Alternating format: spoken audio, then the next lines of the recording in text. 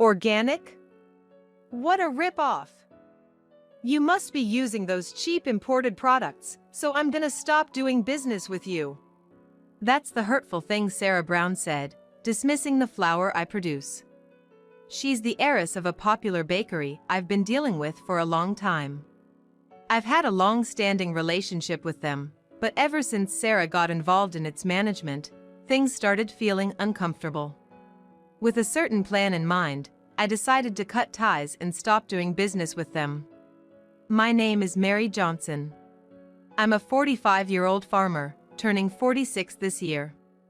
My family has been wheat farmers for generations, and my folks are still active in the business and also produce flour. I've been helping them out since I was little, and after graduating from an agricultural school, I began farming alongside them. Our product's biggest selling point is that it's pesticide-free. Of course, there are downsides to organic. It's prone to pests, and it comes at a higher price. But we're committed to providing the most natural and safe products for our consumers. There are folks who appreciate our efforts, and one of them is the renowned Bakery Bread Club.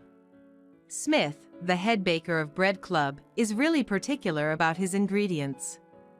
After trying various types of wheat, he settled on ours. He is like Johnson's wheat is the best. Without your flour, I can't make the best bread, and he's been a loyal customer ever since. Those words inspire my parents and me to keep producing the best wheat. However, my parents are in their 70s, and they aren't getting any younger. Their health has been declining, and though I'm still single with no marital prospects, I hope to find a successor soon. I don't need someone related by blood, I just want to find a successor as soon as possible. It would be such a shame if the legacy ended with me. Although that's on my mind, finding the right person has been a challenge. Moreover, since Sarah got involved with Bread Club, it's added to my worries. The name of that troublesome individual is Sarah Brown. The situation with Sarah's involvement in the business is somewhat complex. Bread Club was originally owned by Sarah's father. He was a businessman who owned several businesses, and Bread Club was one of them. He was a very understanding man and had no objections to Smith using our slightly expensive flour. But after he passed away suddenly due to an illness a year ago, things took a turn. The new CEO appointed Sarah to support the management of Bread Club. It's seeing as she's expected to take over the business someday. Usually, her role would involve advising and providing ideas to ensure the smooth operation of the business. But what she's been doing is the exact opposite. She ignores the baker's opinions, imposing her own ideas on them. Smith was like all Sarah talks about is cutting costs. Just because ingredients are cheap doesn't mean they're the best. But she doesn't get it. I've encountered Sarah a few times when delivering flours. She was always fussing over costs with Smith. Hey, why does it cost so much when you're only using flour? Use cheaper ingredients, and you can cut even more costs. She would talk like this, not even addressing Smith, her elder, respectfully. And the moment she saw me, she was like, "Who are you? A supplier? We're busy here, just drop off what you brought and get going." Every time our paths crossed, she gave me a nasty look. I've got a pretty bad impression of her. People say she used to be a humble and cheerful person when her father was alive. I've overheard something, and she was like, "Now that my father's gone, I can do things my way." So, she probably was hiding her true colors all along. Sarah's only 25. She's still green in the business world. She should be more humble and learn from experienced ones, but it doesn't seem like she's gonna. I didn't say anything wrong. And, by the way, anyone can become a baker. I really don't want to listen to people with such a low status.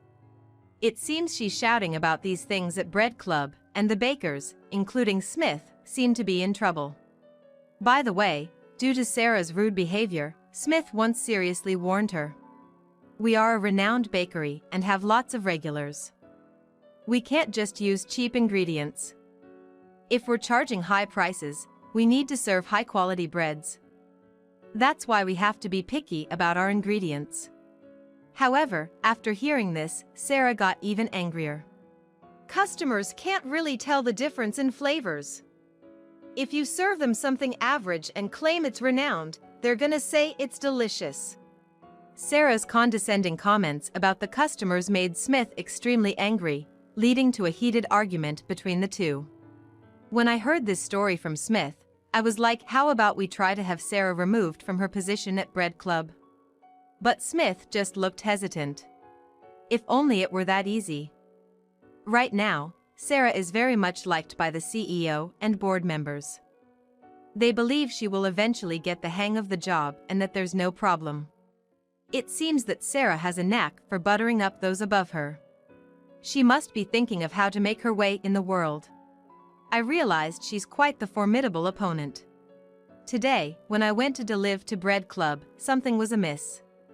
The familiar faces, like Smith and the other bakers, were missing, and in their place were 5 young men I'd never seen before. All were dressed as baker, but their attire seemed sloppy, and one even with accessories. A blonde man with earrings gave me a clear look of disdain when he saw me. "Who are you?" This isn't a place for a withered old lady, you know? Out of the blue, calling someone a withered old lady. I felt anger surge up, but managed to introduce myself while suppressing it. "I'm Johnson, the one who delivers flowers to this place. I came to deliver today." "Where's Smith and the other bakers?" "Smith? Oh, that older guy who was here before." If I recall, Sarah and the other bakers gave him the boot. Hearing that, I was shocked. Fired? Why all of a sudden? Just then, Sarah entered the place, so I asked her why she had fired Smith and the others. With a look of annoyance, Sarah explained. "Well, those guys kept defying me. They were difficult to manage, so I just found a reason and fired them. They all talked about considering a job move to rival bakery. I thought it was Sarah who was hard to deal with, not them. Firing them for such flimsy reasons is too harsh." Feeling frustrated, my thoughts wandered, but Sarah, unbothered, started introducing the new bakers. "The bakers I hired to replace them are all obedient and great folks. They might look a bit flashy, but who cares in this day and age?" "Well, maybe," I said, eyeing the new bakers with skepticism. Even if their appearances were acceptable, I felt their attitudes were problematic. One was openly dozing off, and 2 others were laughing loudly. The remaining 2 started playing a battle game on their smartphones. It was supposed to be the time for opening preparations, but no one seemed eager to work. The previous bakers were all diligent, making the most of every minute. Their passion for their job was fundamentally different. I don't mean to be rude, but I seriously doubt these folks are suitable for Bread Club. You can't serve good services with such a lackadaisical crew. As I stated my opinion firmly, Sarah's eyes narrowed. "What would a mere farmer like you know?" "Everyone, make some bread for this old lady." At Sarah's beckoning, the 2 noisy bakers sloppily started baking. "Here, savor the best bread and realize your mistake," Sarah said confidently, but that tasted awful. The bread was too dense, with an overpowering salty flavor. I've had bread here before, and this was incomparable. It was astonishing how much the taste changed with different bakers. "This isn't good. You'll lose customers like this." When I expressed my honest opinion, the bakers and Sarah began to get angry. Especially Sarah, she was so furious that she was like, "Just get lost." I thought it'd be hard to calm someone as riled up as her, so I decided to leave for a moment. Suddenly, Sarah grinned maliciously. "I'm cutting ties with a presumptuous farmer and supplier like you. I've always hated how overpriced your product is." I was taken aback by her sudden outburst. "Our product is organic and safe. It tastes as good as any other farm's," I retorted, but I knew Sarah wouldn't take it seriously. "Organic? It's just overpriced. I'll stop doing business with you because I prefer cheaper imports from overseas." she wouldn't even listen. I wanted to argue back, but I questioned the point of clinging to Bread Club now that there's no one trustworthy left. I thought I might face harassment if I continued my relationship with them. More than anything, I felt sorry for my products ending up in the hands of such people. Besides, I had come up with an idea. Alrighty then, let's call it quits. I decided to sever ties right then and there. After leaving Bread Club, I quickly set out to put my idea into action. First, I called Smith and asked what he's gonna do next. He was like, I've decided to work at a baker called Bread Top, which is a competitor to Bread Club. I heard that other bakers also landed jobs at renowned places. I had always known that bakers from Bread Club were really skilled and were frequently approached for job offers. So, I kind of figured they'd quickly find new jobs, and boy, was I right. Furthermore, when I told him that I had been cut off from trading, he made me an offer. That's rough. How about you supply Bread Top with your flour? My bread really needs Johnson's wheat, you know? I'd be happy to. I immediately agreed to deliver to Bread Top. Thanks to Smith's introduction, I'll also supply our products to the businesses where other bakers have started working. It's almost scary how well my plans are turning out. The idea I came up with was to sell our products to rivals of Bread Club. The bakers from Bread Club were gonna get jobs at other places, basically competitors to Bread Club. By providing them with high-quality ingredients, if the bread quality goes up, maybe some of Bread Club's customers might shift. And then, I thought I could get back at Sarah. I think it's a bit of a roundabout way, but the only retaliation I could think of on the spot was this. Moreover, even though I lost Bread Club, I'm now selling in other 3 businesses, including Bread Top, so it's a win for me. My parents were disappointed about stopping the transactions with Bread Club, but they said it's fine since I got new business partners. Ever since, I've been busier due to the increase in partners, but I'm grateful since it shows that many people need our products. About 6 months after cutting ties with Bread Club, I was taking a break at home after delivering to Bread Top when I suddenly got a call. I saw it was from Bread Club and had a bad feeling, but I decided to answer anyway. As soon as I answered, I was greeted with a loud voice of Sarah. She was like, "Hey, Mary. It's Mary, right?" She was so loud that I had to hold my phone a little away from my ear to continue the conversation. "It's Mary. What do you want? We stopped doing business, so don't call me out of the blue now. If it's nothing important, I'm gonna hang up." Wait. I mean, please hold on." Sarah awkwardly tried to stop me with a formal tone. Actually, the number of customers at Bread Club has drastically decreased. We're really struggling. I knew that was gonna happen. I warned you, but you didn't listen. I couldn't help but tease her a bit, and Sarah let out a groan. I regret not listening to your advice. We're getting a lot of complaints about the bread tasting bad. Even our loyal customers are saying they won't come back. I knew I was right about their bread. If customers were satisfied with bread that bad, nobody would struggle. But it's not just about the taste, right? When I pointed that out, Sarah made a strange noise. You're right. The new guys we hired are just angering the customers. I didn't think those careless folks could handle being bakers at that place. I bet you got complaints about their poor service and lack of grooming, right? When I asked that, Sarah began to rant at an incredible pace. No, it's way beyond that. Playing mobile games in front of customers? Saying they're not motivated so they close just an hour after opening? It's just a hot mess. For them to be called a mess by Sarah, they must have been really terrible. I thought they were straightforward people, but you were wrong. Why did you hire those folks? I got to know them on social media and gave them the job as bakers since they said they were unemployed. I thought they'd be loyal to me, but all 5 of them quit, saying working at the place was too much of a hassle. So they all quit within 6 months? But it's not surprising given that they were just loafing around without working. Smith, a top-notch baker, was like when you delve deep into bread, it's profound. To become a full-fledged baker, you need a good amount of time and dedication. I can't imagine those 5 having that kind of dedication. It was clearly Sarah's bad judgment in hiring. So, with no bakers left, is Bread Club closed for now? Well, yeah. I thought I'd keep the bakery running by myself until someone new comes along. I thought that was an even worse idea.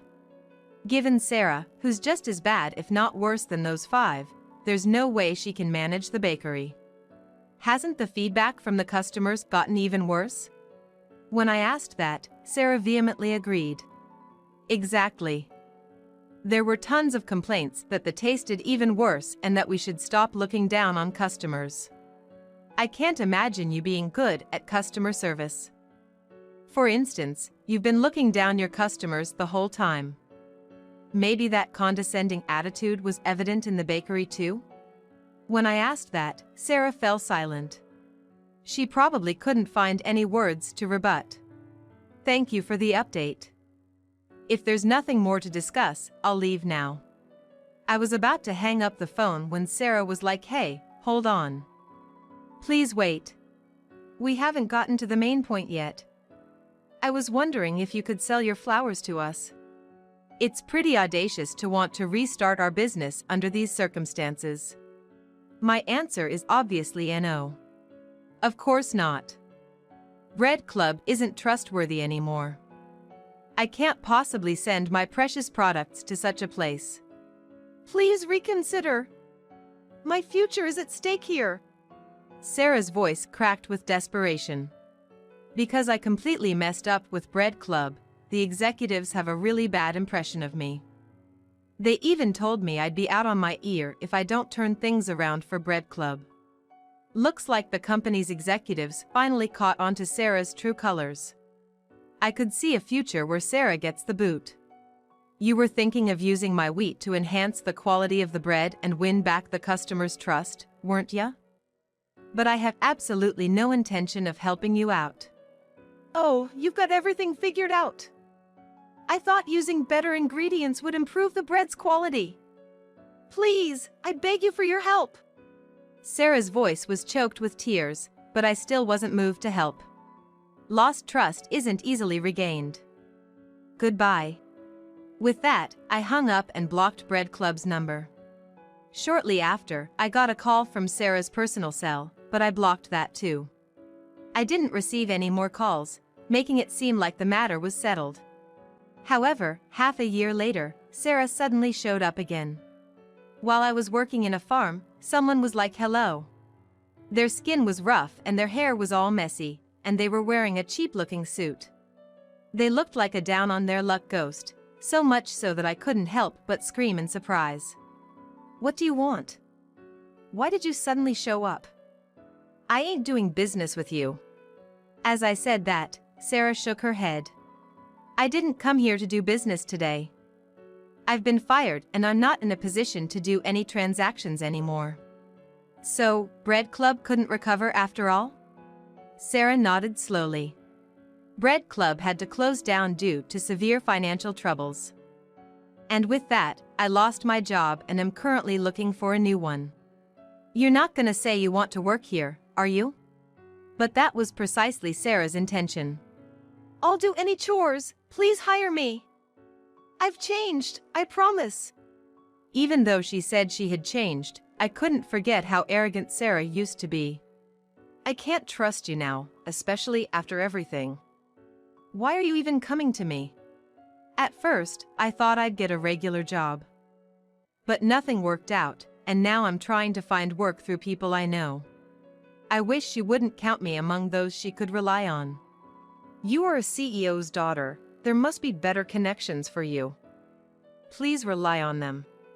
But the moment I was fired, everyone around me became cold. My relatives called me the family's disgrace, my mom kicked me out, and even friends and acquaintances started ignoring me, so I can't rely on them. Sarah began to cry, but I wasn't moved. Maybe people turned cold because of your bad attitude? It makes sense that no one would want to help you. I admit I was selfish. But I've truly reflected on my actions. Sarah, in her desperation, tried to grab my arm, but I dodged quickly. What are you saying? Farming isn't an easy job. Reflecting a little isn't enough. Can you please leave? But I didn't save any money, so I need to earn somehow. Please, hire me for anything. Sarah tried to grab me again, but lost her balance. She screamed and dived face first into the muddy field. As she got up, her face and chest were covered in mud. She seemed suddenly embarrassed by her messy appearance, tried to run away and was like, I can't believe it. Bye. However, she slipped again, further dirtying her face. I tried not to laugh at her clumsy appearance, but I had to make sure she wouldn't come back. This field probably rejects you.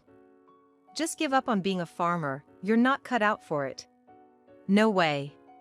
Seeing the lingering look on Sarah's face, I decided to be more stern. If you come back here, I'm gonna call the cops. Don't ever come back. As I shouted loudly, Sarah was like, oh, I'm so sorry, and ran off covered in mud. Heading home looking like that, she'll probably be the laughingstock of many onlookers. Imagining this scene, I couldn't help but let out a chuckle. Since then, Sarah hasn't shown up around me, so I have no idea how she's been. However, Smith was like, seems like she's asking around for job opportunities. She even came to Breadtop the other day. Of course, I turned her away. Given Sarah's notoriously bad personality, I don't think anyone wants to associate with her. She might have a hard time finding a decent job for a while. On the other hand, I'm still running the farm with my parents. Our relationship with the businesses we deal with is thriving, and the bakers previously worked at Bread Club are as lively as ever. Happily, recently, 2 women in their 20s have expressed interest in taking over the farm and the flour production. We asked a young farmer who's active on social media to recruit, and they applied. One used to work at an agricultural machinery company, and the other at a food processing company. Because of that, they both have solid knowledge about farming and food, and we get along well. Both being young, they're quick learners, so they'll probably be full-fledged farmers in no time. My parents and I are delighted that new hands are on deck. I'm thinking of moving forward strongly, hand in hand with the new generation.